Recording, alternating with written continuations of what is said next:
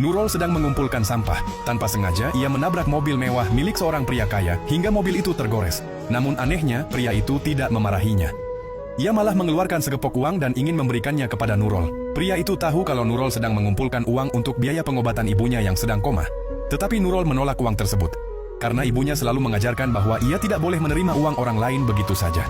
Sebagai gantinya, Nurul menulis surat utang di atas kertas dan berjanji akan membayar biaya perbaikan mobil tersebut suatu hari nanti. Pria kaya itu hanya diam memandangi Nurul pergi, lalu teringat pada istrinya yang hilang sejak kecelakaan bertahun-tahun lalu. Sejak saat itu, ia terus mencarinya. Tiba-tiba asistennya datang dan memberi kabar bahwa istrinya ditemukan di rumah sakit terdekat. Secara kebetulan, Nurul juga membawa ibunya ke rumah sakit yang sama. Saat Nurul membaringkan ibunya di tempat tidur rumah sakit, paman dan bibinya datang. Bibinya mengatakan bahwa operasi ibunya sekarang sudah bisa dilakukan.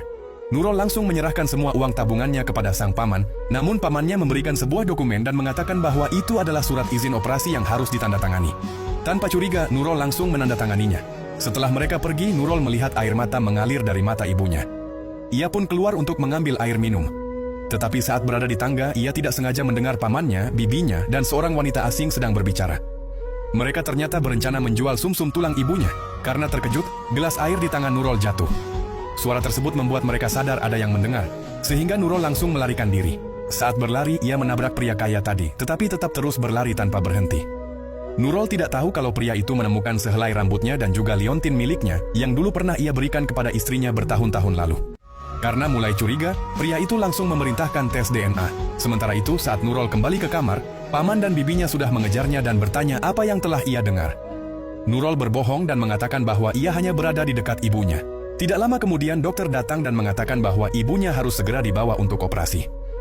Karena panik, Nurul berpura-pura mengatakan bahwa pakaian ibunya kotor. Paman dan bibinya yang merasa jijik langsung menjauh dan menyuruh Nurul membersihkannya sendiri, sementara mereka pergi menemui dokter.